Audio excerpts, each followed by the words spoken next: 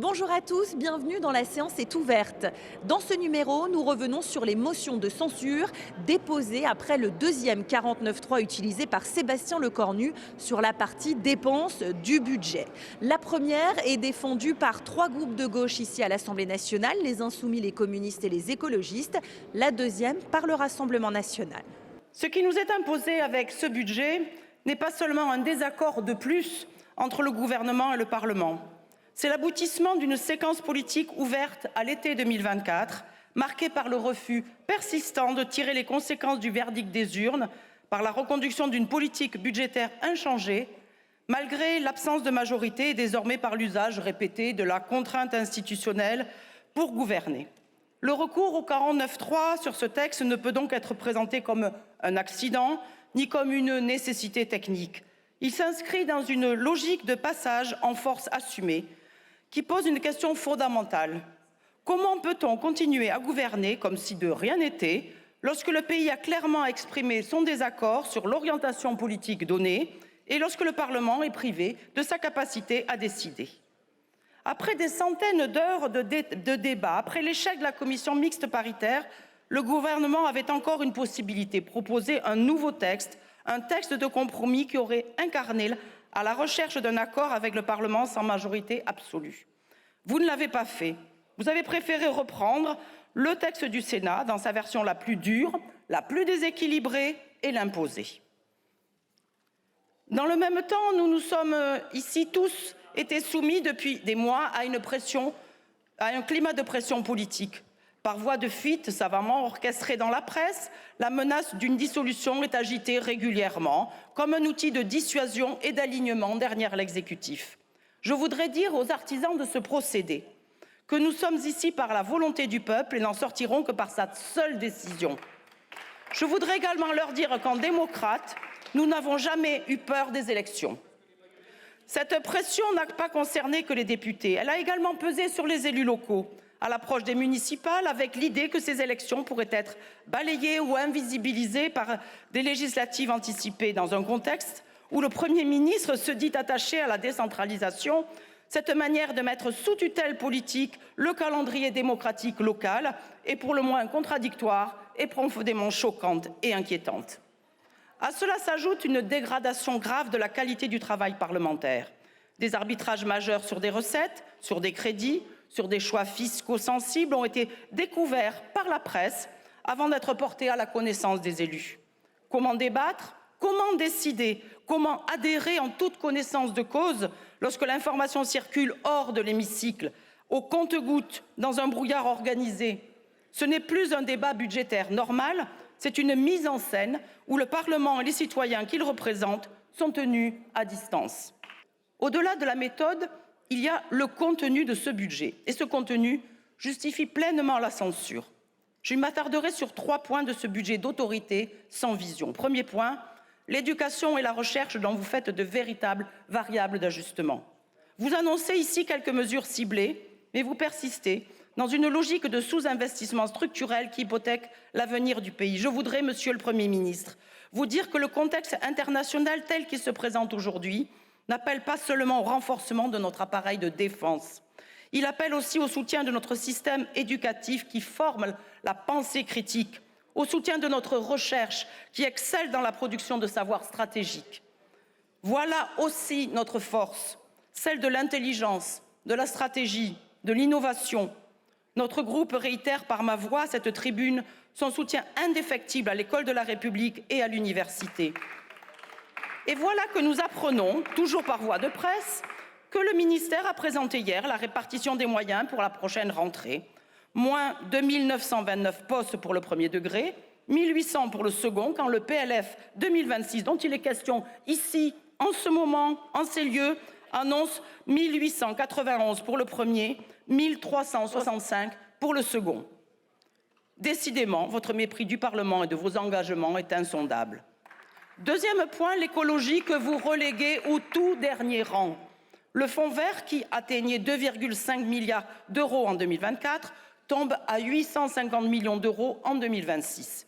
Les ajustements annoncés ne compensent à rien cet effondrement. La rénovation énergétique, L'adaptation au changement climatique sont traités comme des coûts, jamais comme des investissements d'avenir. Quant au transport, après Ambition France Transport, c'est le couperet qui tombe et France Transport qui sombre. Vous ne préparez pas la transition écologique, vous organisez le décrochage de la France. La liste est longue de vos mensonges et de vos renoncements. Aide publique au développement, droit de timbre, suppression des APL pour les étudiants étrangers, annulation anticipée des réserves sur les programmes asile et immigration ou intégration et accès à la nationalité française, sur la protection judiciaire de la jeunesse et l'accès au droit et à la justice, et même une dégradation par rapport à la copie du Sénat sur l'insertion par l'activité économique, les missions locales ou les entreprises adaptées. Mais au-delà de la question de la justice fiscale, mon troisième point porte sur la question de la sincérité budgétaire. Depuis plusieurs exercices, nous assistons à une succession de prévisions excessivement optimistes, corrigées en cours d'année par des gels, des annulations ou des redéploiements de crédits. Une pratique qui affaiblit la crédibilité de l'action publique et a des conséquences très concrètes pour les entreprises comme pour les collectivités, avec des annonces tardives, des crédits fluctuants et une visibilité réduite à néant. Comment demander aux unes de planifier des investissements d'avenir, aux autres de maintenir des services publics de proximité, lorsque l'État lui-même renonce à la prévisibilité, à la sincérité budgétaire qui devrait structurer la relation entre niveaux de gouvernance? Vous dites faire le choix de vous appuyer sur des recettes dites exceptionnelles. Hier, la taxation des énergéticiens, plus connue sous le vocable de la crime, prévision 2023, 12,3 milliards, puis 3 milliards, finalement 300 millions. La contribution différentielle des hauts revenus, dont on sait désormais qu'elle a été largement surestimée. Ce faisant, vous piétinez nos principes budgétaires, vous fragilisez la sincérité des prévisions et vous décrédibilisez nos institutions budgétaires. Vous promettez sur la base de prévisions de recettes galvaudées, puis vous annulez des crédits en faisant croire que c'était imprévisible. Ce qui nous est imposé aujourd'hui n'est pas seulement un texte budgétaire contestable. Votre budget, Monsieur le Premier ministre, n'est pas un budget de responsabilité, c'est un budget d'injustice. Et je peux vous assurer que les Français l'ont parfaitement compris. Nous voterons donc cette motion non par goût du fracas institutionnel, nous la voterons parce que le Parlement ne peut se résigner à devenir la chambre d'enregistrement d'un texte qui sacrifie l'avenir. Nous la voterons parce que nous avons le devoir d'arrêter un pouvoir qui, pour se maintenir quoi qu'il en coûte, est prêt à sacrifier le présent des Françaises et des Français et l'avenir de notre pays. Je vous remercie. Pour une fois, Monsieur le Premier ministre, les faits et les Français vous ont donné raison. C'est suffisamment rare pour être souligné et c'est même un événement unique dans la situation actuelle. En effet, les élections législatives partielles ont démontré que vous aviez raison de redouter une dissolution de l'Assemblée nationale pour résoudre la crise budgétaire et donc des élections. Vous aviez raison, hélas, de votre seul point de vue cynique et parfaitement irresponsable. Le vote des Français est en effet clair, renforcé par l'éclairage de l'ensemble des études d'opinion.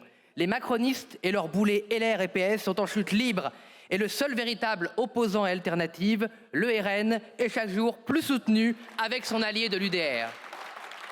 Toutes vos manœuvres, Monsieur le Premier ministre, toutes vos compromissions n'ont évidemment qu'un seul but totalement étranger à l'intérêt national, éviter de retourner devant les Français pour vous sauver vous et surtout pour sauver Emmanuel Macron. Du point de vue démocratique, c'est évidemment une trahison. Du point de vue républicain, c'est évidemment une forfaiture. Et du point de vue moral, Monsieur le Premier ministre, comme vous l'a dit Marine Le Pen, c'est évidemment une déchéance.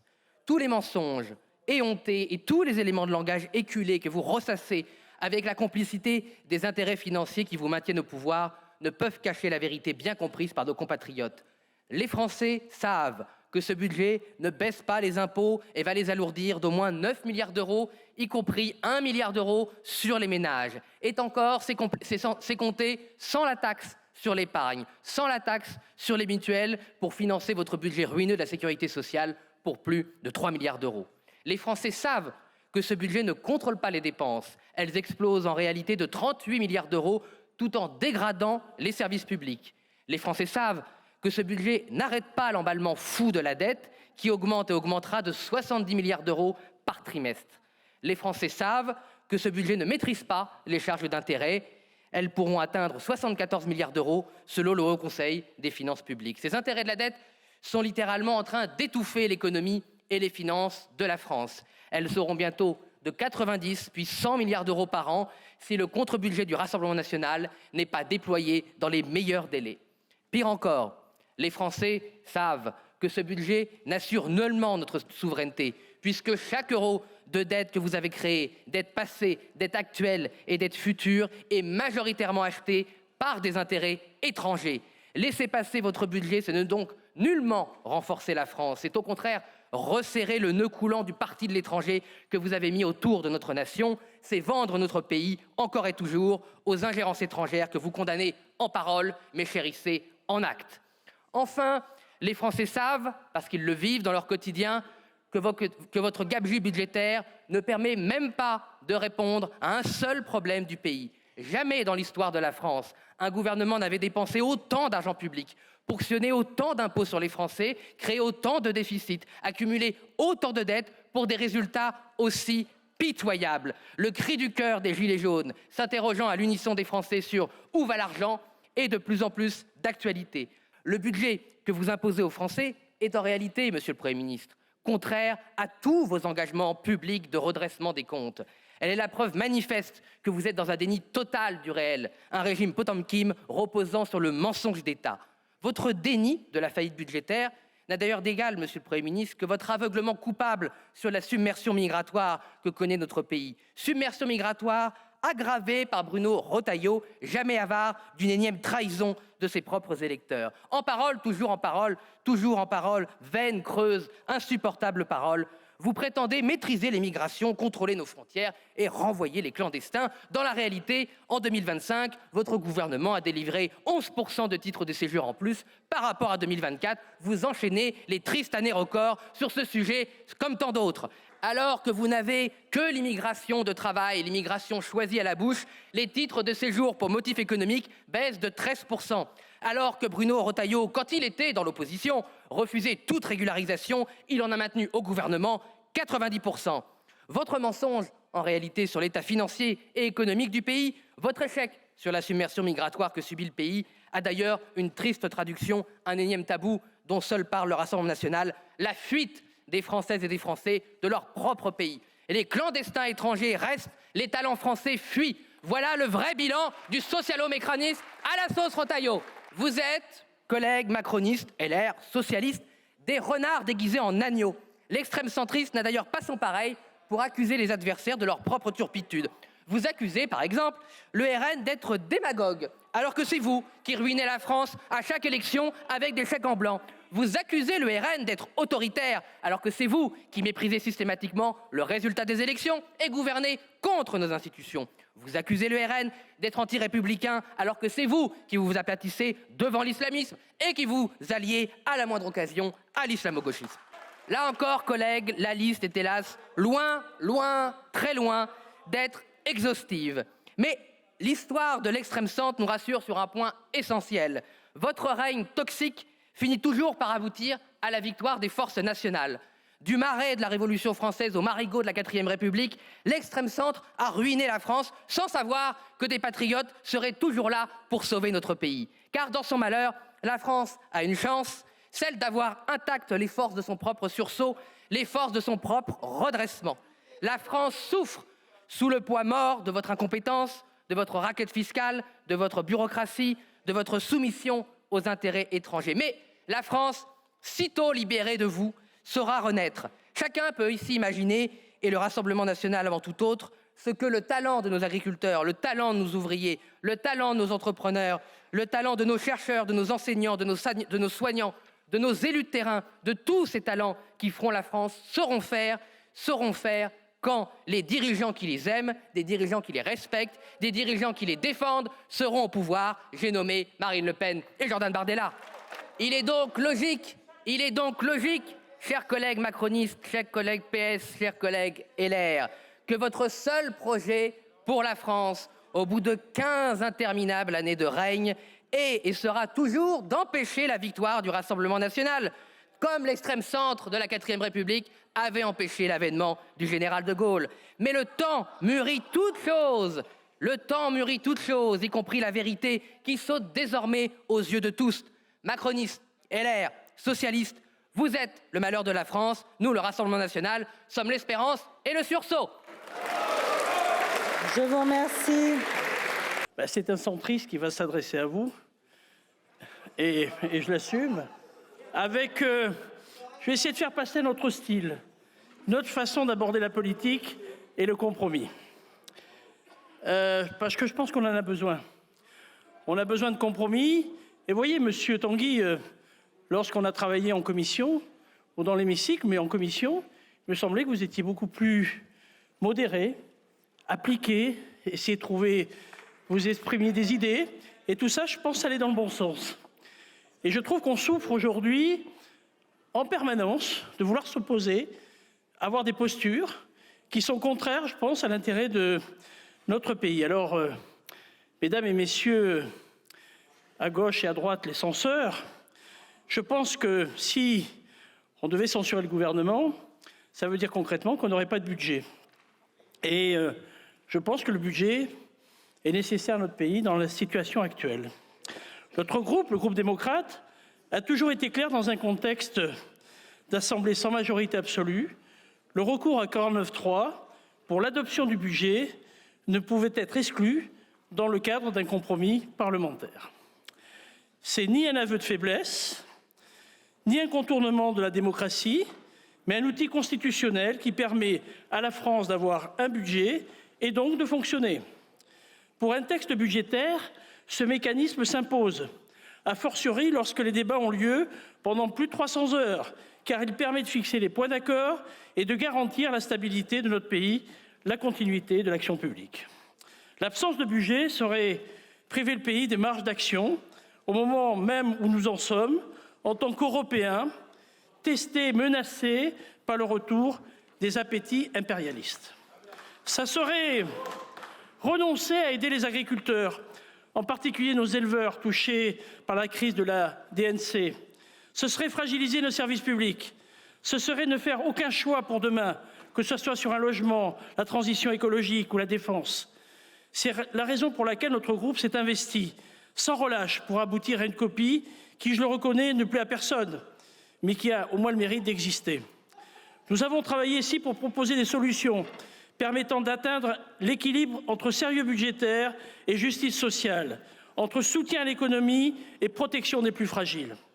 Si nous nous félicitons d'avoir convaincu largement sur la nécessité de prolonger la CDHR pour réduire l'optimisation des très hauts revenus, nous regrettons de ne pas avoir permis l'adoption d'une véritable taxe holding pour nous attaquer à la suroptimisation fiscale des plus hauts patrimoines. Si ce budget n'est pas à la hauteur de nos attentes, il permet néanmoins de constater que nous réduisons nos dépenses, moins 0,2 points du PIB, sans alourdir plus que de raison la fiscalité. Les prélèvements obligatoires restent effectivement inférieurs, et vous le rappelez souvent, Madame la ministre du Budget, à ce qu'ils étaient en 2019. Cette Assemblée n'a pas de majorité claire, et c'est un fait. Mais cela ne doit pas nous paralyser. Nous devons faire avec cette réalité jusqu'au printemps 2027, au moment où les Français trancheront. À ceux qui veulent bousculer en permanence le calendrier électoral, je dis patientez encore un peu. La France a besoin de stabilité, pas de crise à répétition. Les motions de censure ne sont pas la solution. Elles ne feraient qu'aggraver l'instabilité et retarder les réformes dont notre pays a besoin.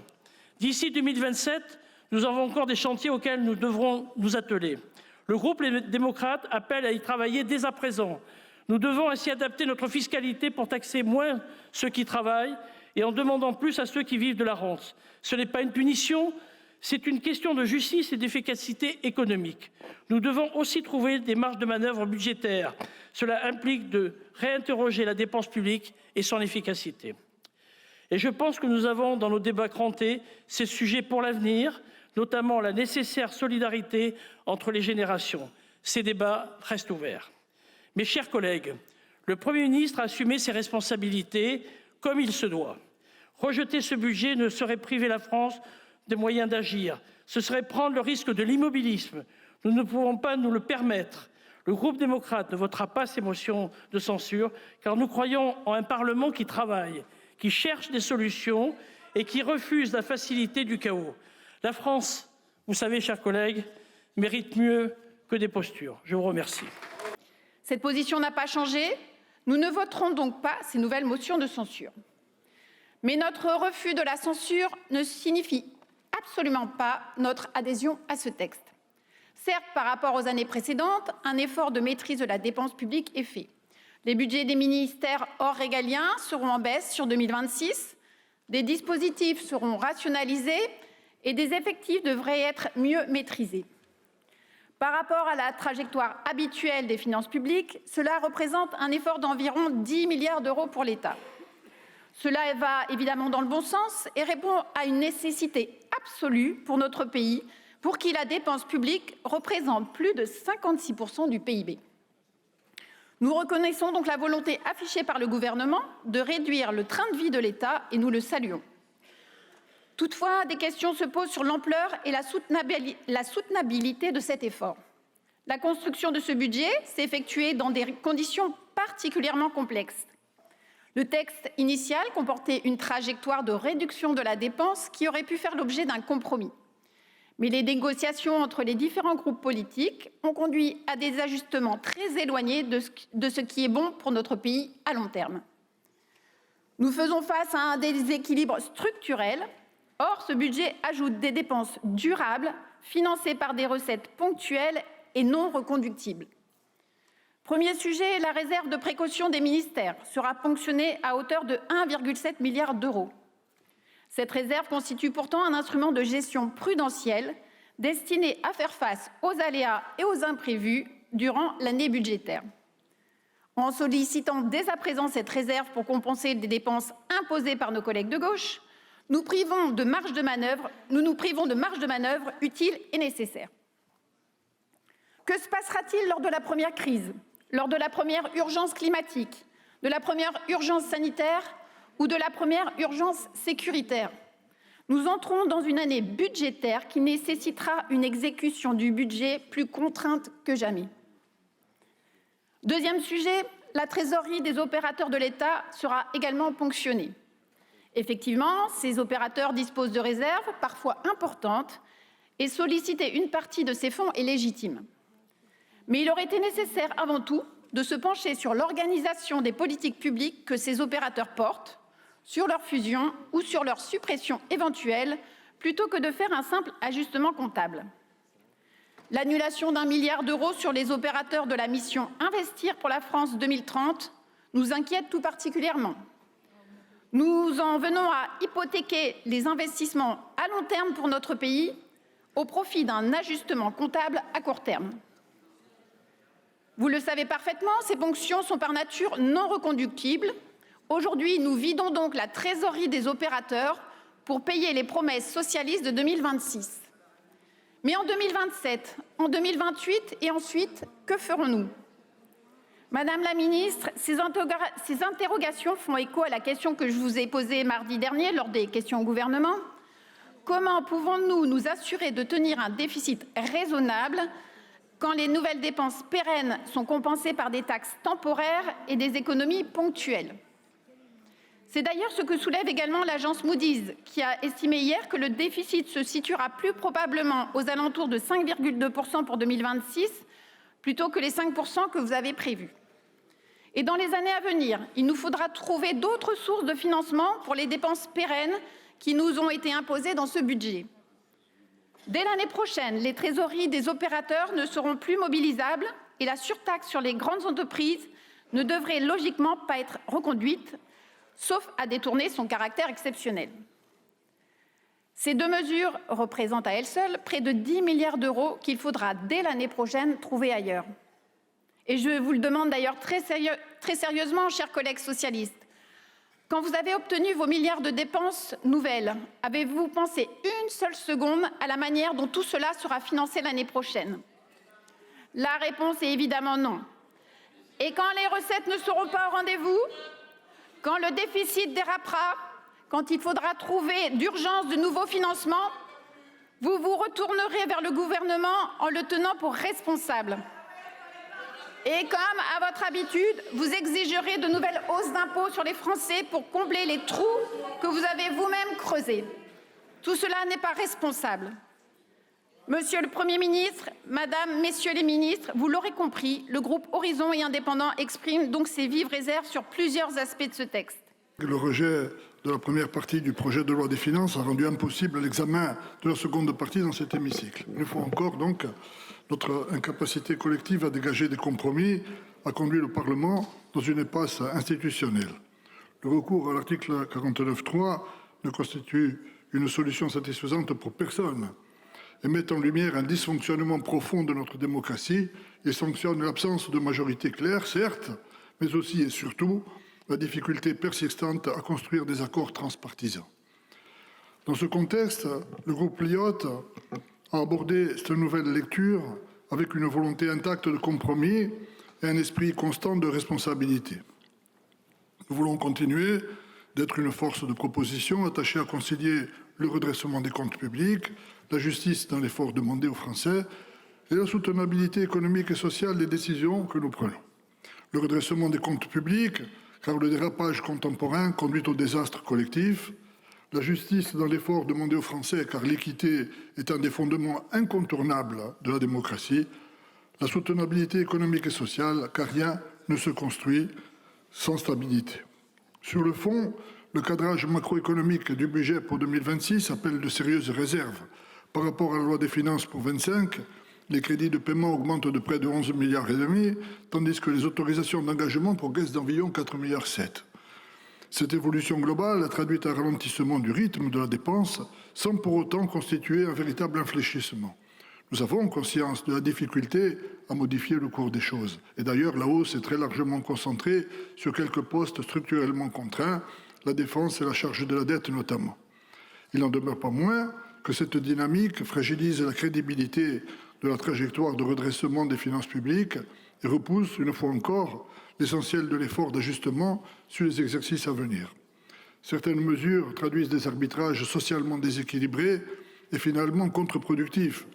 L'exclusion du financement du permis de conduire du compte personnel de formation constitue un recul concret pour la mobilité professionnelle, en particulier pour les actifs modestes et les territoires mal desservis. De même, la réduction de la prime de Noël revient en réalité à faire peser un effort sur les foyers les plus pauvres. Ces choix contredisent l'objectif affiché d'épargner les plus fragiles et interrogent la cohérence sociale du budget proposé. Cohérence sociale, je veux le dire, que nous considérons primordiale. Nous constatons que les arbitrages par mission relèvent souvent de choix de moindre mal. Les crédits en faveur de l'écologie, de l'outre-mer, de la jeunesse ou de l'emploi visent à répondre à des réalités sociales et territoriales incontestables et tendent à limiter les effets les plus brutaux de l'effort budgétaire. S'agissant de l'agriculture, la trajectoire retenue reconnaît enfin la gravité des difficultés que traverse le secteur, marqué par une crise sanitaire majeure et des tensions commerciales persistantes. Les mesures vont dans le bon sens et le groupe Liot les accueille positivement, même si elles demeurent en deçà des propositions que nous avions construites avec les acteurs de terrain pour renforcer durablement la résilience des filières, protéger les exploitations et accompagner les indispensables transitions. Notre groupe peut se satisfaire aussi de certaines mesures pour lesquelles nous avions des attentes. C'est le cas de l'outre-mer, où nous saluons l'abondement du fonds de secours outre-mer, du fonds de gestion des sargasses et du financement de la lutte contre le narcotrafic.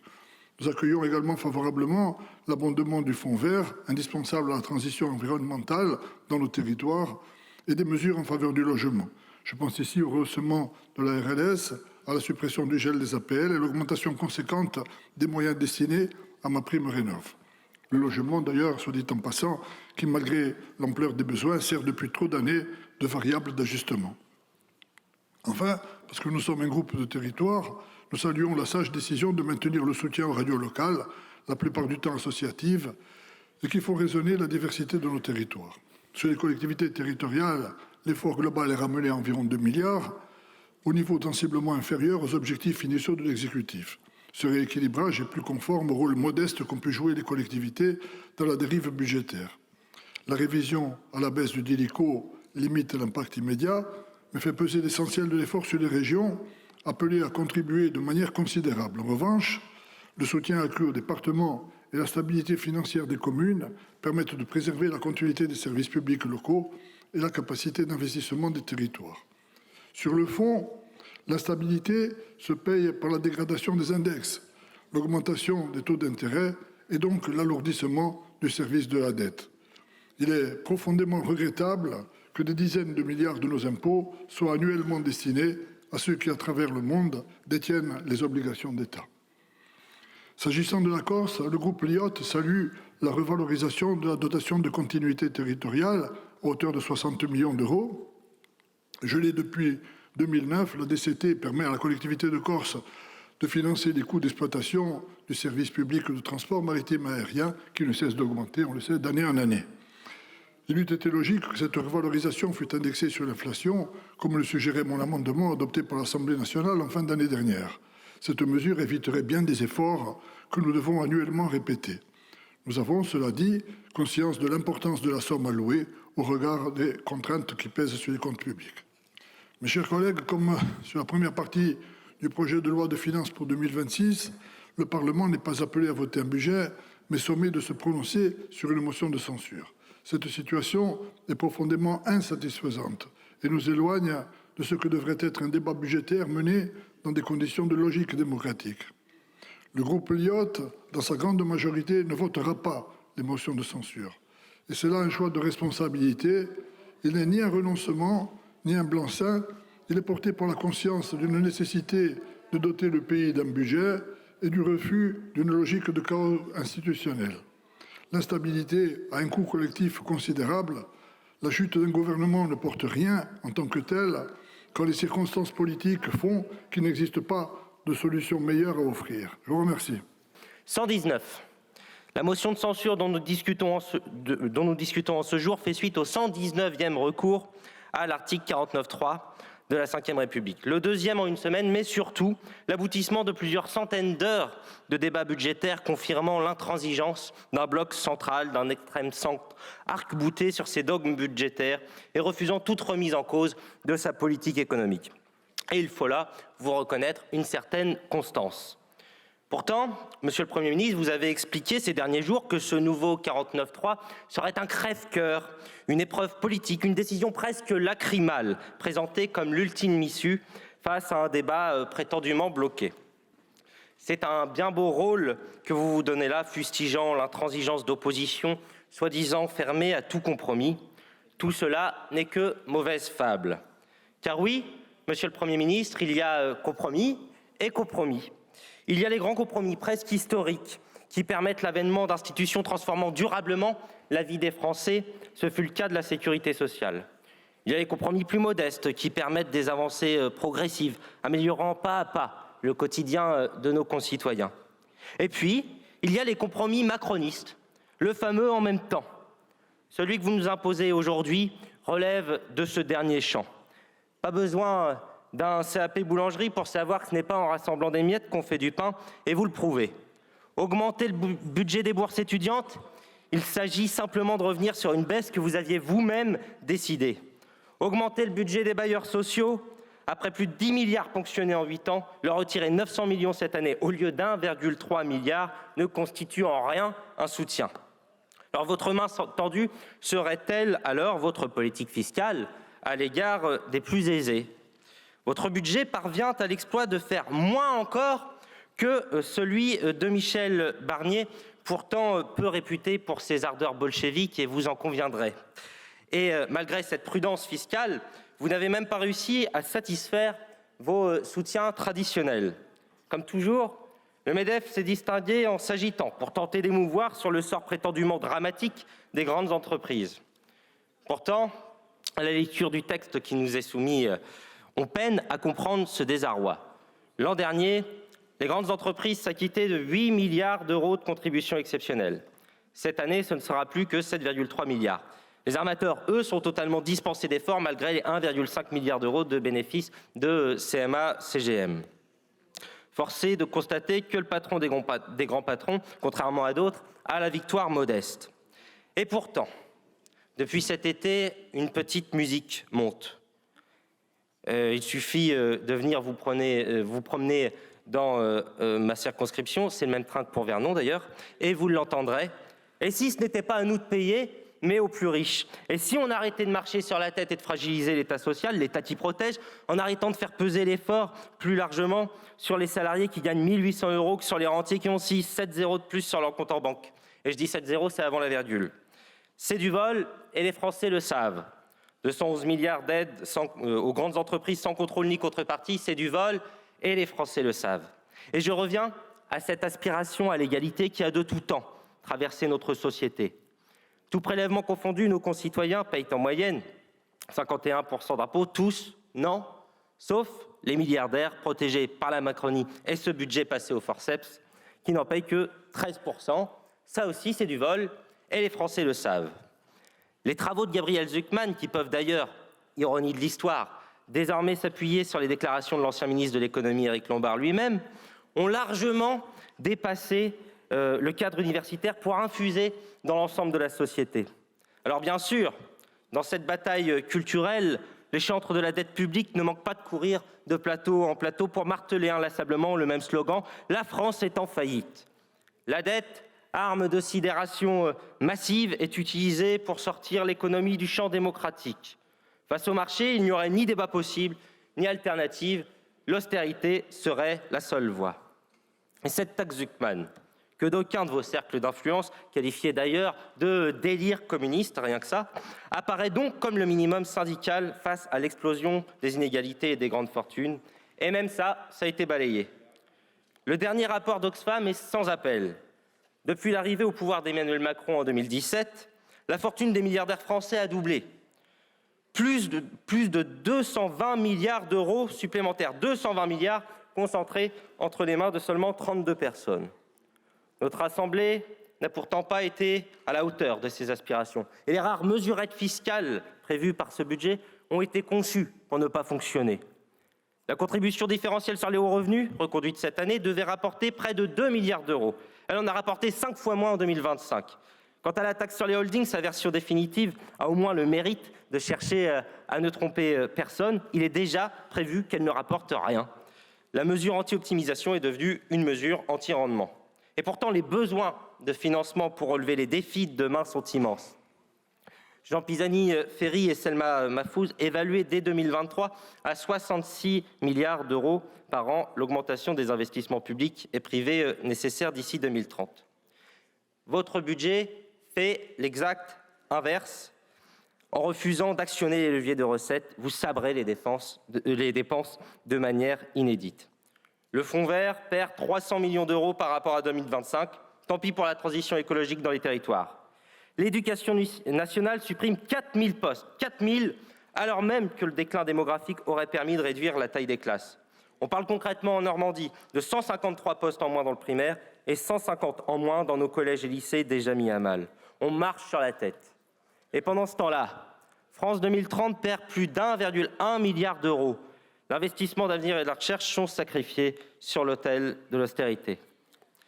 Inutile aussi d'insister sur l'effet récessif d'un pareil budget qui, en réduisant drastiquement l'investissement public, sera d'une grande violence sur les carnets de commandes des TPE et des PME. Celles-là même qui vivent en partie grâce à la commande des collectivités locales. Vous savez, les communes, ces petites républiques du quotidien à qui vous allez faire les poches. Et je parle là des 2,2 milliards que vous comptez leur ponctionner, en plus de tous les autres mauvais coups, évidemment. Si nous validons une telle perspective, chers collègues non censeurs, une seule question s'imposera à vous lors de votre retour en circonscription. Vous allez voir, Madame le maire, Monsieur le maire, Mesdames, Messieurs les candidats au municipal, quel service allez-vous fermer cette année? Il nous revient désormais de clore ce sinistre chapitre et d'enfin réparer ce pays tant fracturé. Collègues, parce qu'il est un cocktail explosif qui mettra gravement à mal notre pacte social républicain, barrer la route à ce budget de casse et de classe est non seulement une nécessité politique, mais bel et bien un devoir que nous faisons nôtre. Vous sacrifiez l'avenir à vos places, à vos postes, à vos privilèges, à votre système qui a échoué et qui fait aujourd'hui tant de mal à la France. Car ce budget, qu'il soit adopté par contrainte parlementaire ou par ordonnance, ne change rien à sa nature profonde. Ce budget, mes chers collègues, est profondément mauvais. Mauvais dans son esprit, mauvais dans ses choix, mauvais dans ses conséquences. Et ce sont, une fois de plus, les ménages et les entreprises qui en feront les frais. Vous prolongez en 2026, Monsieur le Premier ministre, une surtaxe sur l'impôt sur les sociétés, que vous aviez présentée comme exceptionnelle et temporaire. Exceptionnelle, elle ne l'est plus naturellement. Temporaire, elle ne l'aura jamais été. La trahison, elle, restera définitive. Ce symbole résume à lui tout seul la capitulation économique de votre gouvernement. Au nom d'une stabilité politique illusoire, vous avez renié la politique de l'offre. À la place, vous avez choisi la facilité, cédé au diktat du Parti socialiste, de M. Hollande, de M. Faure, devenus les maîtres chanteurs budgétaires malgré les 1,6% à l'élection présidentielle. C'est une anomalie démocratique, c'est surtout une faute économique. Votre surtaxe alourdira durablement la charge fiscale, fragilisera les décisions d'investissement, affaiblira la compétitivité de la France dans un monde international toujours plus rude. Les entreprises concernées, mes chers collègues, représentent 24% de l'emploi salarié dans notre pays, 54% de nos exportations et 36% de nos investissements en recherche et développement. Pour elles, le taux réel de l'impôt sur les sociétés atteindra jusqu'à 35%, quand la moyenne de l'OCDE est à 24% et la moyenne mondiale à 21%. Les plus petites entreprises, fournisseurs et sous-traitants en subiront les conséquences. Au final, c'est l'ensemble de l'économie qui sera pénalisé au moment même où notre pays subit une vague historique de défaillances avec 68 000 entreprises qui auront fermé leurs portes en 2025. Cette politique a déjà fait de la France le champion du monde des impôts. Pour la 3e année consécutive, le PIB par habitant sera désormais inférieur à la moyenne européenne. Dit autrement, nous nous appauvrissons chaque année par rapport à nos voisins et nos concurrents.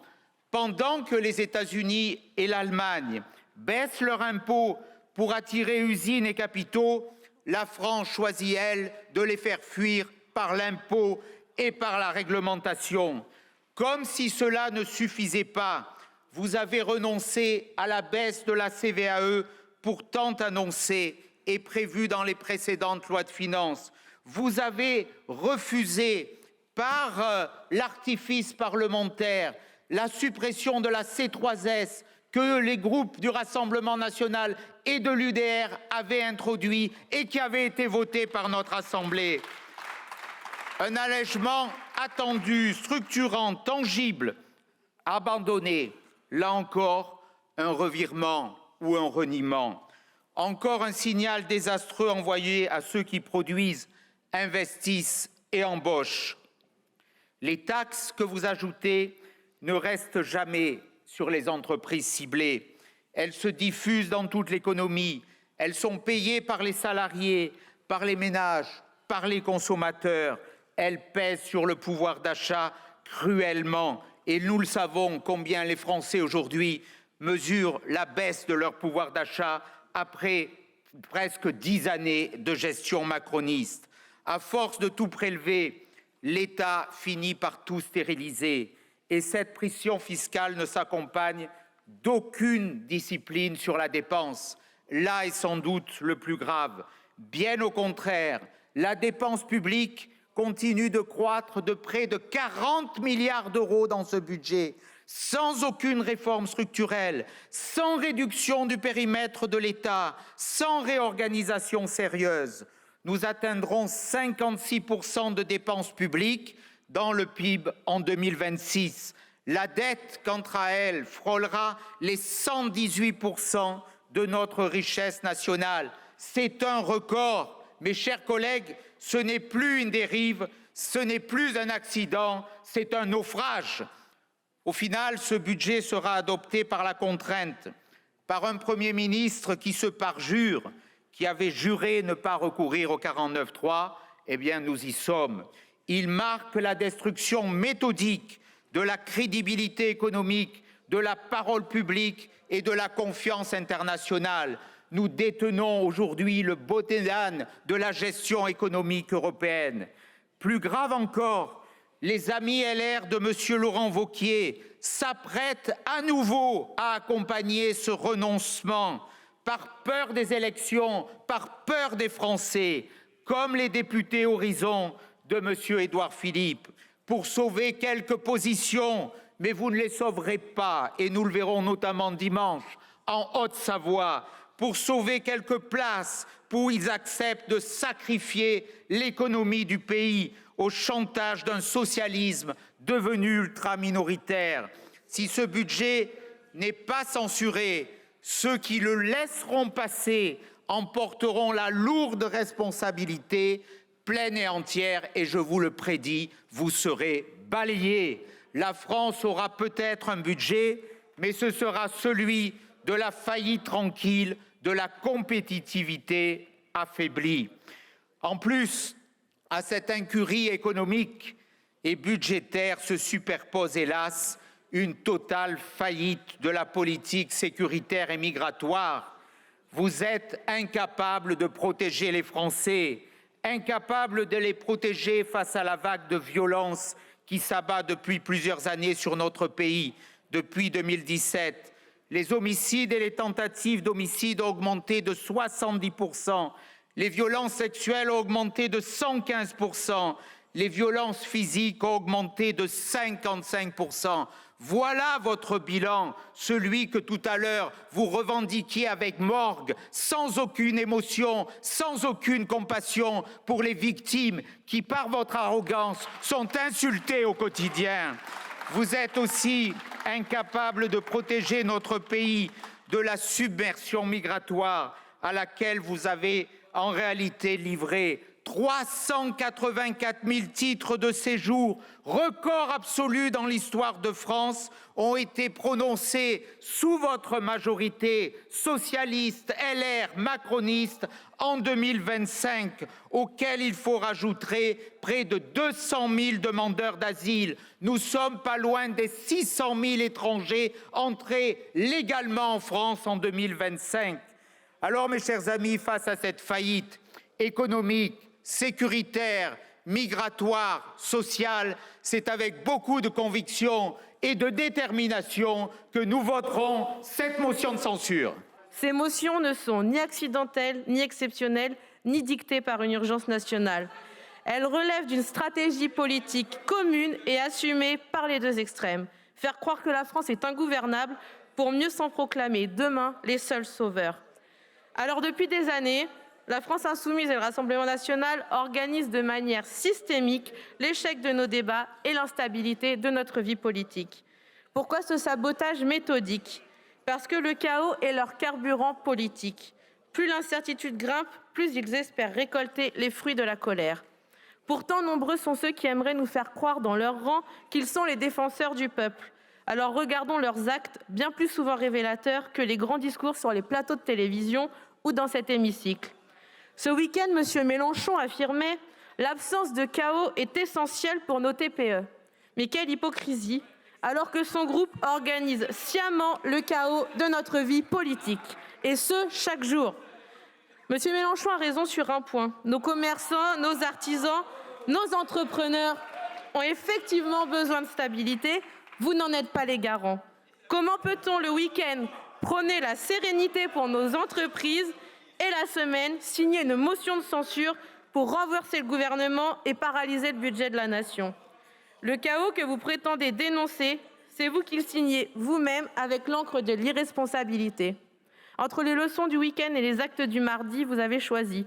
Ce sera le sabotage pour tous et tant pis pour nos TPE.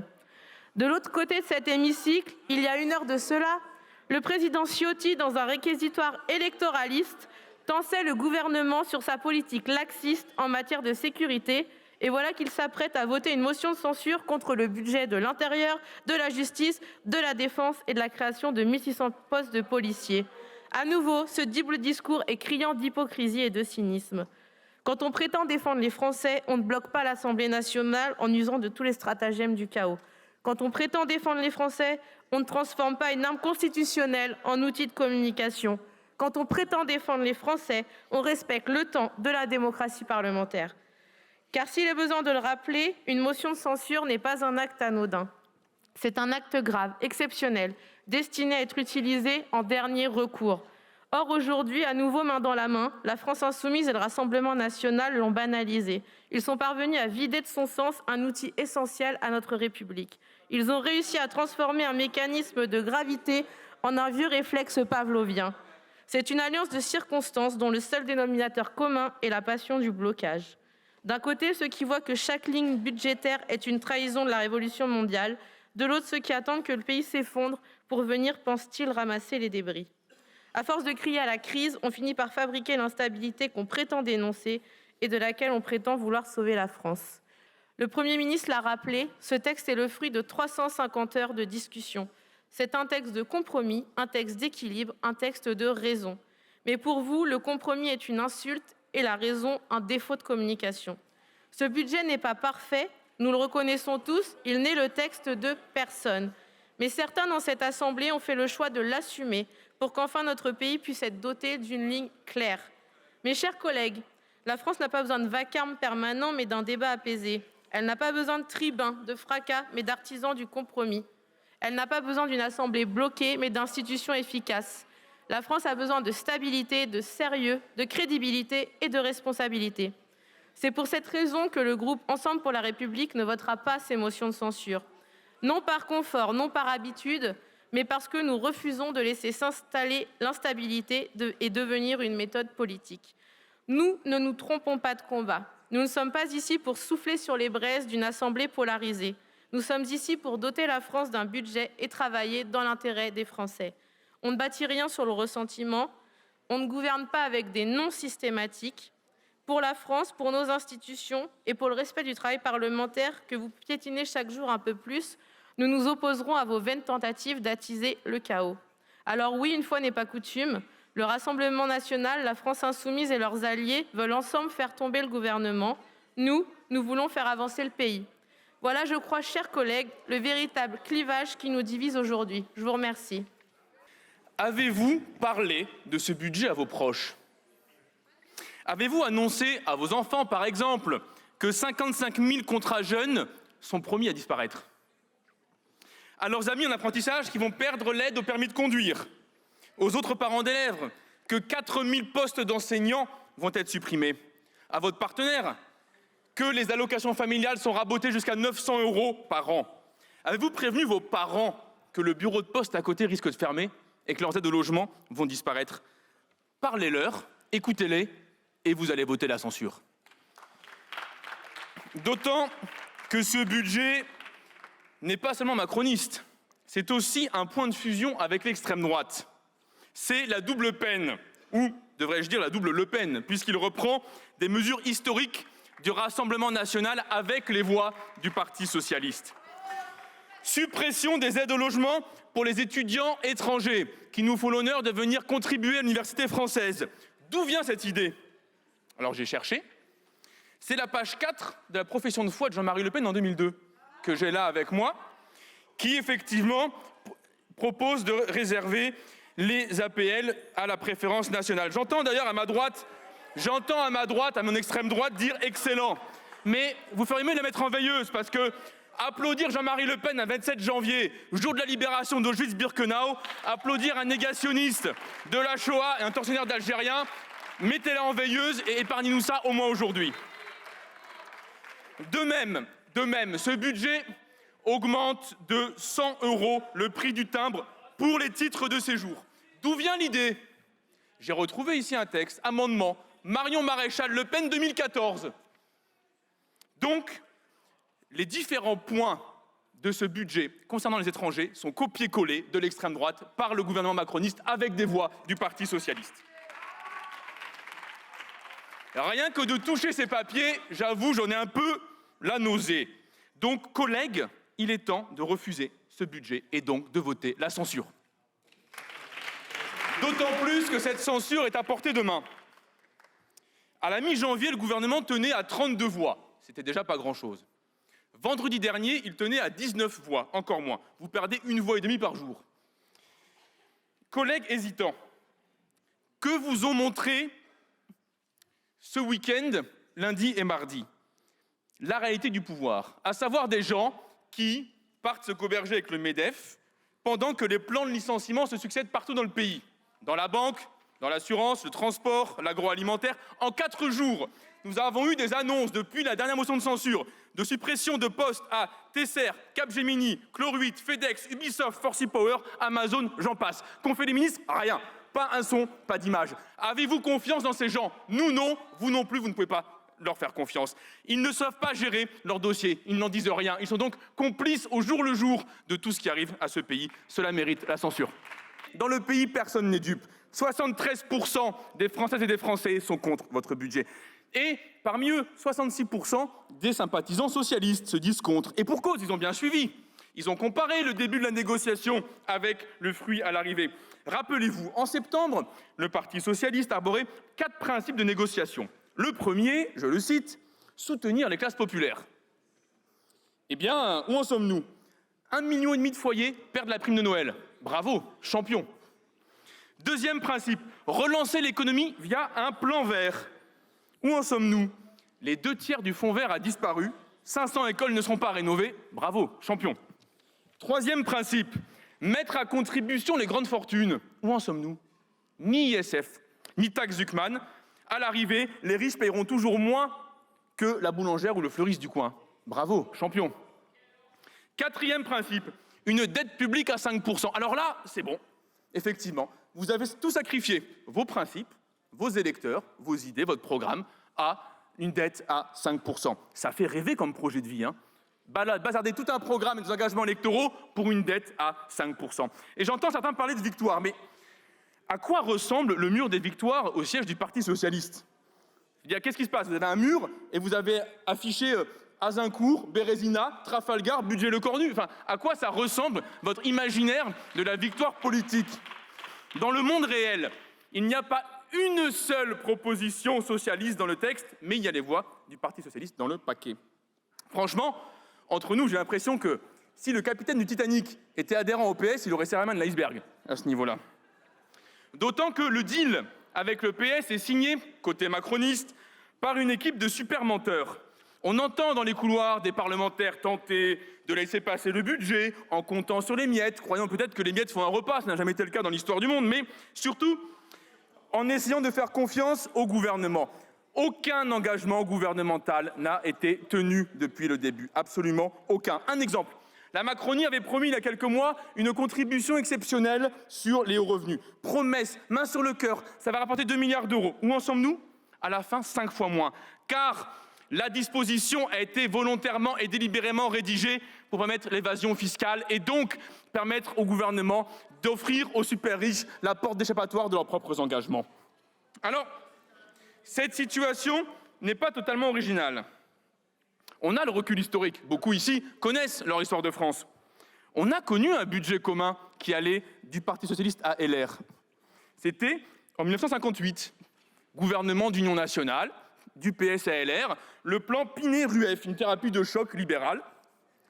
Et via ce plan, à l'époque, cette grande coalition s'accorde sur une politique, évidemment ni de gauche, qui comporte plusieurs dispositions, notamment la hausse de la TVA, la désindexation des salaires sur l'inflation. Et puis, peut-être comme un ultime pied de nez à la situation actuelle, c'est cette coalition LRPS en 58 qui met fin aux protections tarifaires pour les agriculteurs et agricultrices en France. Oui, chaque grande coalition LRPS a toujours été responsable de malheurs sur des décennies. Et seul l'oubli de l'histoire par certaines et certains leur permet de barboter dans le bouillon des erreurs anciennes. Et votre budget n'arrive pas à n'importe quel moment. Les 15 et 22 mars prochains, il y aura des élections municipales en France. Je rappelle d'ailleurs à celles et ceux qui écoutent qu'ils ont jusqu'au 4 février pour s'inscrire sur les listes électorales sur Internet, jusqu'au 6 pour s'inscrire en mairie. C'est important, c'est l'occasion de décider pour votre ville ce que vous voulez. Est-ce que vous voulez, par exemple, l'eau publique, les kits scolaires gratuits, des référendums d'initiative citoyenne? Ça, c'est si vous votez insoumis. Si vous votez pas insoumis, ça sera évidemment d'autres propositions. Mais quelles que soient vos opinions politiques, ce budget coupe 2 milliards d'euros aux collectivités, donc aux mairies. Cela signifie que le vote de ce budget-là consiste à mettre des menottes entre les mains des futurs exécutifs locaux que vont élire les Françaises et les Français. Vous voulez empêcher les futurs élus municipaux d'appliquer leur programme. Ce budget est donc, en plus du reste, un court-circuit démocratique. Collègues, comme le disait la grande Frida Kahlo, tout existe, il demande qui ça, Frida Kahlo. C'est une artiste mexicaine, poétesse, qui a écrit plusieurs ouvrages. Non mais alors je dis pour les gens de dehors, c'est la droite qui demande qui est Frida Kahlo, donc on explique. Il y a des expositions, je vous ferai un mail. Donc, comme l'expliquait la grande Frida Kahlo, tout existe et évolue en répondant à une seule loi, la vie. Personne n'est détaché de personne et personne ne lutte pour lui seul. Donc aujourd'hui, collègues, vous n'avez pas voté pour vos petites personnes, vous avez voté pour le pays entier et pour le libérer du macronisme. Ce vote, il a un nom très simple, en 2 syllabes, censure. Alors tout à l'heure, j'ai écouté M. Tanguy. Et effectivement, vos propos, à cette même place, tout à l'heure, moi j'ai ressenti, et je les ai interprétés comme cela, ils traduisaient une forme d'agacement, de frustration. Et oui, votre frustration, je la comprends. Parce que dans cette séquence budgétaire, eh bien, votre échec, on va dire que il est cuisant. Il est cuisant pour le RN. Vos brouhahas n'ont pas été utiles pour les Français. Et ce que les Français constatent est qu'il n'est pas utile de voter pour le RN pour voir son pouvoir d'achat augmenter. Il n'est pas utile de voter RN pour suspendre la réforme des retraites. Il n'est pas utile de voter RN pour préserver les services publics. Il n'est pas utile de voter RN pour rassurer, préserver les collectivités, les TPE, les PME, les associations. Par contre, il est utile de voter RN pour que rien ne change, pour abîmer l'esprit de démocratie qui nourrit notre République et qui nous embarquerait vers une trumpisation de la société. Elle se situe précisément là, la gouvernabilité pour laquelle les socialistes ont été utiles. Et à celles et ceux qui pensent tout fort que les socialistes ont sauvé le gouvernement, nous disons que nous avons non pas œuvré, travaillé, négocié pour sauver le gouvernement, mais pour préserver justement la gouvernabilité de la France. Pourquoi ? Parce que nous avons considéré, à l'aune des désordres mondiaux, à l'aune des injustices et inégalités grandissantes, à l'aune de nos services publics ne pouvant plus assurer pleinement leur mission de service rendu au public, à l'aune de ce que nous implore le monde socio-économique, à l'aune de l'urgence en matière de logement, d'emploi, d'insertion, d'environnement, à l'aune de cette injustice passive que nous refusons avec force quand chaque soir 3000 enfants dorment à la rue, à l'aune des valeurs de justice, de solidarité, de fraternité, de sororité, de tolérance, à l'aune de la responsabilité en tant qu'élu de la République, eh bien oui, le groupe de parlementaires socialistes et apparentés a fait le choix, en pleine conscience, de s'extraire des vieux réflexes partisans pour penser plus grand, pour construire une démocratie qui ne repose plus sur le seul fait majoritaire. Et ce n'est ni une compromission, ni un renoncement, c'est une force d'opposition constructive. Et l'histoire retiendra qu'un groupe de 69 députés socialistes a été l'acteur d'un compromis exigeant, initiant les prémices d'un nouvel acte de maturité de la démocratie, pour reprendre le terme défendu par Cynthia Fleury. Alors concrètement, les négociations avec le gouvernement conduisent à ce que les efforts fiscaux ne se fassent pas sur les ménages. Ce sont les 400 plus grandes entreprises qui financent majoritairement l'équilibre budgétaire. Les TPE-PME de nos territoires sont préservées. De plus, les négociations des socialistes garantissent la fin de l'année blanche. C'est-à-dire que les pensions de retraite en 2026, le RSA, les bourses étudiantes, les APL, les allocations familiales, les minima sociaux, la prime d'activité seront réévalués contrairement à ce qui était prévu par le gouvernement. Le barème de l'impôt sur le revenu également. 3 millions de travailleurs aux revenus modestes vont voir leur pouvoir d'achat augmenter. C'est le fruit des négociations.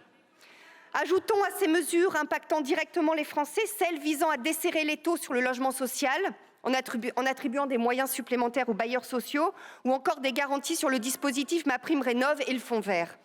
Les étudiants vont enfin pouvoir accéder au repas des Crous à 1 €, ce qui répond à des situations absolument insupportables d'étudiants, de plus en plus nombreux dans les files d'attente des banques alimentaires. À ces avancées pour les Français, nous avons dénoncé avec force les coupes drastiques concernant les budgets de l'ensemble des acteurs de l'emploi, de la formation, de l'insertion dans les territoires. Je pense aux missions locales, Je pense aux acteurs de l'insertion par l'activité économique, aux entreprises adaptées également, qui seront préservées. À cela s'ajoute la réintégration du bilan de compétences dans le compte personnel de formation ou encore la poursuite de l'expérimentation territoire zéro chômeur de longue durée, chère à mon prédécesseur, député de la première circonscription de Côte d'Or entre 2012 et 2017, Laurent Grandguillaume. Ce sont des filets de sécurité indispensables pour un grand nombre de Françaises et de Français, leur permettant de se sentir à leur place dans la société. Alors j'entends que ce nouvel acte de maturité de la démocratie pour lequel le groupe socialiste s'est engagé soulève des étonnements, des incompréhensions, estompant alors le débat rationnel au profit d'une rhétorique émotionnelle privilégiant colère, invective et autres excès de langage et de posture. Alors je vous pose la question ici, aujourd'hui, mes chers collègues.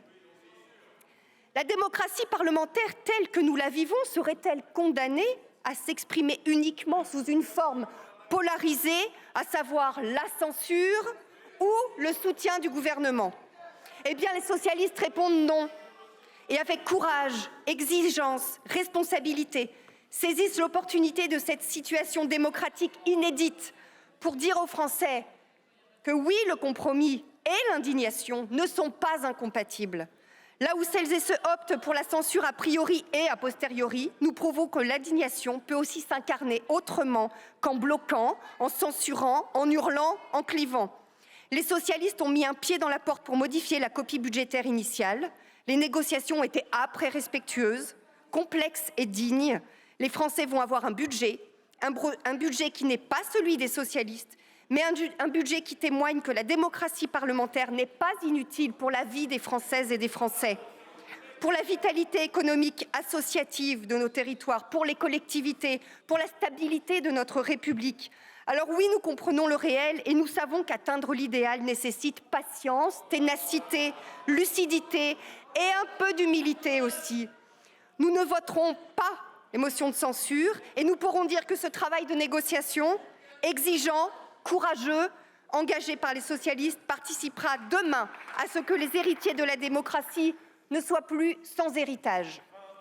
6 mois après sa présentation initiale par le Premier ministre de l'époque, ce budget est peut-être enfin en passe de trouver péniblement une issue finale. Une issue permise par le 49.3, parfois utilisée à tort par le passé, mais qui était devenue inévitable pour sortir de l'impasse que nous connaissons aujourd'hui et qui n'a que trop duré. Mais que d'atermoiements, que d'énergie dilapidée et surtout que de temps perdu au détriment de la France et des Français. Nous avons en effet donné le triste spectacle d'un pays à l'arrêt, embourbé dans de vaines tergiversations et miné par des débats budgétaires qui n'en finissaient pas. La faute, il faut le dire, à des partis politiques aux extrêmes de cet hémicycle qui ont refusé tout compromis, qui sont restés campés sur des postures inflexibles et qui n'ont au fond qu'un seul but, empêcher l'adoption d'un budget. Ce budget, pourtant, il est attendu par les collectivités, par les entreprises, par les associations et bien sûr par nos compatriotes.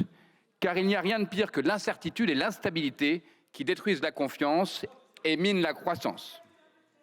Mais ces débats ont aussi montré, et c'est heureux, que le travail parlementaire pouvait déboucher sur des avancées bien réelles et sur ce qui fait de plus noble, finalement, notre capacité à dépasser nos clivages pour faire œuvre utile pour le pays. Et je sais que beaucoup de députés de tous bords ont contribué à améliorer ce budget, à l'enrichir, au prix d'un travail fastidieux, exigeant, ingrat parfois, et qui nous a occupés des jours et des nuits durant. Je tiens aujourd'hui à saluer tous ceux qui se sont montrés constructifs, et en particulier les députés de la droite républicaine, qui ont refusé la fatalité d'une copie budgétaire initiale qui était alors absolument inacceptable. Car je vous le dis, mesdames et messieurs les ministres, mais vous le savez, jamais nous n'aurions pu voter la première version de ce texte, tant elle était défavorable aux classes moyennes et à la France qui travaille. Alors, durant 6 mois, avec les députés de la droite républicaine, nous nous sommes battus pour améliorer ce budget. Nous nous sommes battus pour ne pas augmenter les impôts des classes moyennes. Et nous avons obtenu la réindexation de l'impôt sur le revenu. Nous nous sommes battus pour protéger les retraités qui ont travaillé toute leur vie. Et nous avons obtenu la réindexation des retraites. Nous nous sommes battus pour ne pas alourdir le coût du travail. Et nous avons obtenu le maintien des allégements de charges. Nous nous sommes battus pour tous les Français ruraux qui n'ont souvent pas d'alternative à la voiture. Et nous avons obtenu l'annulation du malus automobile. Nous nous sommes battus pour maintenir le soutien à l'apprentissage, indispensable pour nos jeunes comme pour nos entreprises. Nous l'avons obtenu. Nous nous sommes battus pour préserver les marges de manœuvre des collectivités locales qui font vivre nos territoires, et leur contribution à l'effort national a été divisée par 2. Nous nous sommes battus pour les enfants en situation de handicap, et ça m'est cher. Et nous saluons l'augmentation du nombre d'AESH, même s'il faudra aller plus loin pour nos enfants et pour donner enfin un statut et un salaire décent à toutes ces femmes qui sont l'incarnation magnifique de l'inclusion scolaire que nous appelons de nos vœux. Il n'est plus non plus question de taxe Zuckman, d'augmentation de la fiscalité sur l'assurance vie ou de raquette des entreprises familiales, et c'est heureux. Face à la dérive taxatrice et la folie fiscale d'une grande partie de la gauche et du RN, il a fallu lutter pied à pied pour empêcher d'achever de faire de la France un enfer fiscal qu'il est, hélas, trop souvent. Toutes ces victoires, il a fallu se battre pour aller les chercher. C'est le fruit d'un travail de longue haleine, et la mobilisation de la droite républicaine, derrière Laurent Wauquiez et Nicolas Ray, a fait honneur au travail parlementaire. Ces victoires obtenues, ces victoires arrachées, ce ne sont pas des victoires pour nous-mêmes, ce sont des victoires pour les Français, pour les entreprises et pour notre pays. Tout cela a permis que ce budget aujourd'hui, tel qu'il ressort, ne ressemble plus du tout au musée des horreurs qu'avait tenté de nous vendre M. Bayrou. Pour autant, nous sommes parfaitement lucides. Est-ce que ce budget est idéal? Bien sûr que non. Est-ce que ce budget aurait été celui de la droite républicaine? Évidemment pas, et il suffira de nous donner une large majorité en 2027 pour vous le prouver. Mais c'est un budget de compromis, et le propre du compromis, c'est précisément qu'il ne satisfait complètement personne, mais qu'il assure l'essentiel. Il préserve le pouvoir d'achat des ménages, il préserve les petites et moyennes entreprises, il préserve les entrepreneurs, et en particulier les auto-entrepreneurs. Mais pour autant, il reste largement imparfait. Nous regrettons avant tout que ce budget ne s'attaque pas suffisamment au chantier fondamental de la réduction de notre dépense publique. Vous le savez, notre pays, hélas, est biberonné à la dépense et miné par une suradministration qui décourage les projets, plombe nos comptes et étouffe l'initiative. Notre pays reste sous respiration artificielle, tant il est perfusé au déficit et à la dette, au point de frôler l'overdose. Et donc, faute de courage, nous laissons la responsabilité du fardeau à nos enfants. C'est une fatalité à laquelle je ne peux pas me résoudre. Néanmoins, je salue, Madame la Ministre, Monsieur le Premier ministre, vos efforts pour encadrer le budget des agences et des opérateurs de l'État et pour amorcer une baisse trop tardive, mais bien réelle, de la dépense publique. C'est un premier pas qui était essentiel, je vous en remercie, et qui devra en appeler d'autres. Et cette avancée, je sais qu'on la doit en grande partie à l'obstination et à la pugnacité de notre rapporteur général, Philippe Juvin, dont la force de travail et la capacité de persuasion, mais aussi le sens du dialogue, durant l'intégralité de ces débats, aura grandement contribué à améliorer la copie finale de ce budget. Au chapitre des déceptions, je regrette la baisse totalement disproportionnée du budget de l'aide publique au développement, amputé cette année encore bien au-delà du raisonnable. Ne vous laissez pas contaminer, mes chers collègues, par ce vent mauvais du repli sur soi. Prenez garde à cette course à la démagogie qui nous ferait renoncer à la solidarité internationale. L'aide publique au développement, c'est bien sûr l'héritage du général de Gaulle, mais c'est surtout le moyen d'éviter de voir des populations en souffrance chercher massivement refuge en Europe.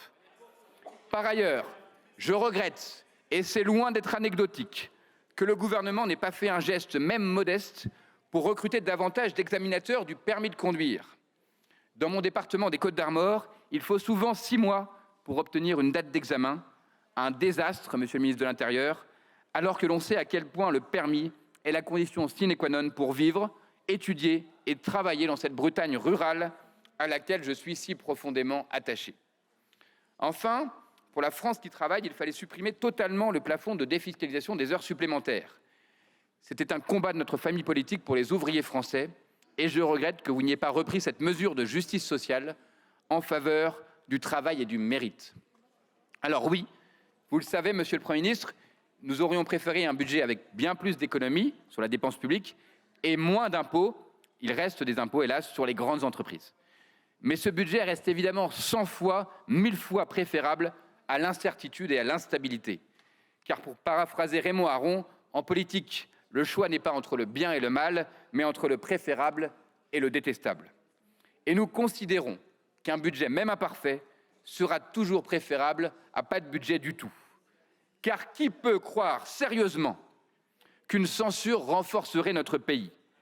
Qui peut sérieusement croire que face à une situation internationale aussi inquiétante, alors que des menaces majeures pèsent sur l'Europe, il serait dans notre intérêt de faire tomber le gouvernement et de priver la France d'un budget? C'est évidemment pure folie. Ouvrez les yeux, mes chers collègues, ouvrez les yeux. Les ambitions hégémoniques et les appétits belligérants des grandes puissances se réveillent. Des États autoritaires avides de puissance et de conquête font primer la violence et la loi du plus fort sur le droit international. Ce sont les États-Unis qui veulent faire main basse sur le Groenland, c'est la Chine qui veut soumettre Taïwan, c'est la Russie qui cherche à asservir l'Ukraine. Dans ce contexte-là, mes chers collègues, la France ne peut pas se faire harakiri ou se morfondre dans des guéguerres intestines. La censure serait également une folie à l'heure où le Mercosur fait peser une menace existentielle sur l'agriculture française. Mes chers collègues, je sais votre opposition unanime au Mercosur et je sais qu'elle est sincère. Mais l'Allemagne, qui est prête à brader l'agriculture française pour sauver son industrie, se délecte de nos divisions internes au moment où elle cherche à faire adopter ce traité inique. Plus que jamais, la situation exige d'être unis, de sortir de notre torpeur et d'une forme de nombrilisme coupable. Après les prises de parole des groupes politiques, Sébastien Lecornu, le Premier ministre, leur répond. Il y a des moments où la politique cesse d'être un commentaire pour redevenir un choix.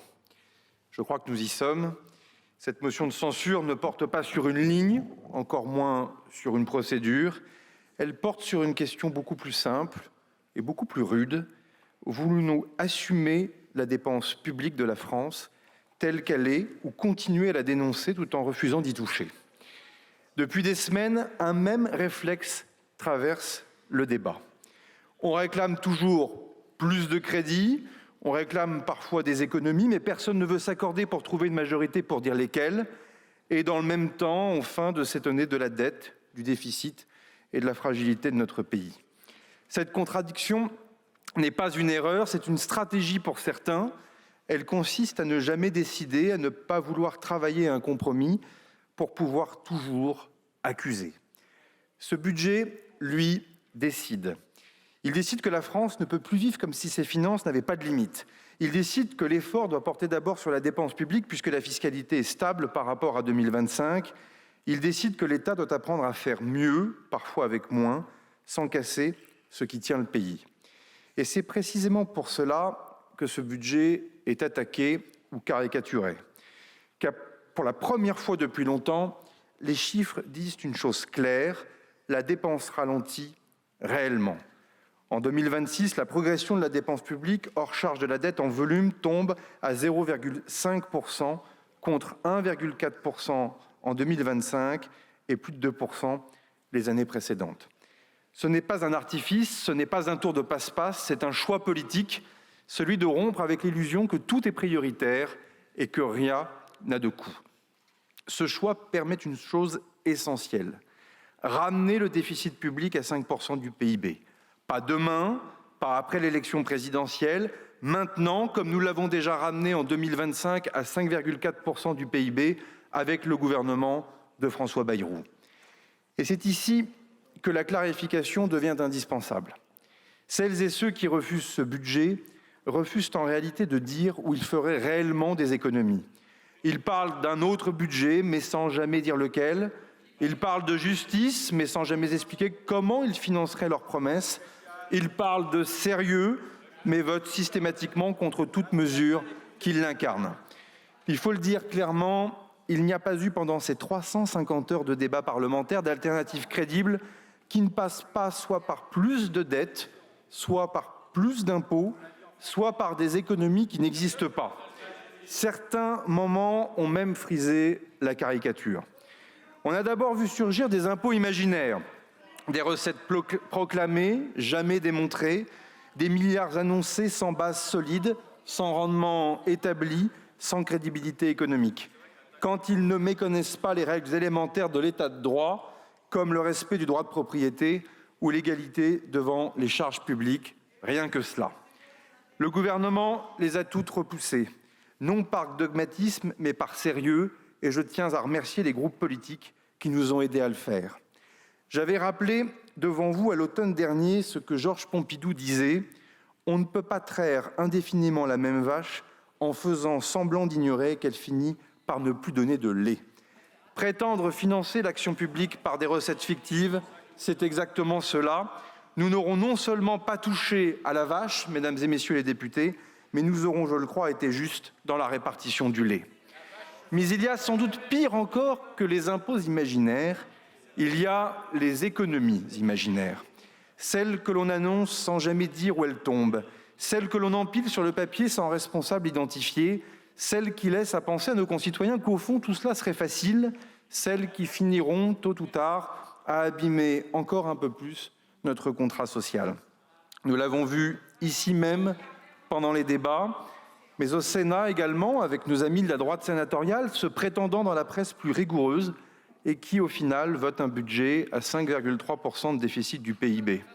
Plus rigoureuse comment ? Par des économies magiques, invisibles, indolores.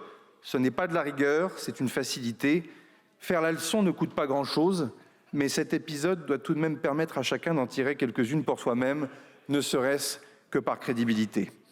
Un budget sérieux ne repose donc ni sur des impôts fantômes, ni sur des économies incantatoires. Il repose sur des choix assumés, chiffrés, traçables. C'est ce que nous avons fait avec les ministres et je les en remercie. Je veux donc dire un mot des économies proposées dans ce budget, car là aussi, le débat public tourne parfois à l'incohérence.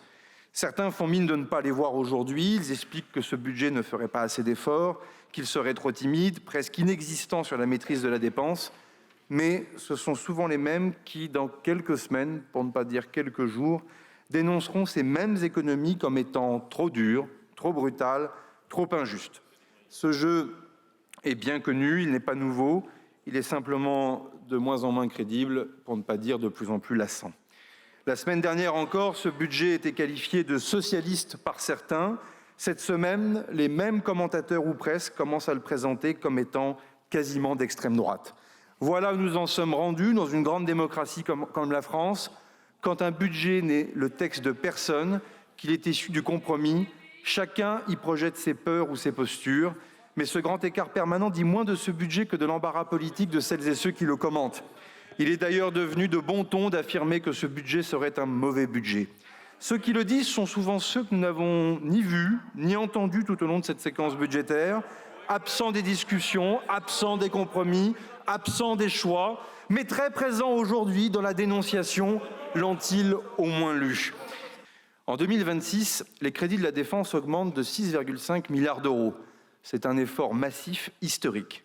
En 2017, le budget de la défense hors pension était de 32 milliards d'euros, soit environ 38 milliards d'euros pour les euros d'aujourd'hui en 2026. En 2026, il atteindra 57 milliards d'euros. L'écart est de 19 milliards d'euros, soit 0,6 points de PIB.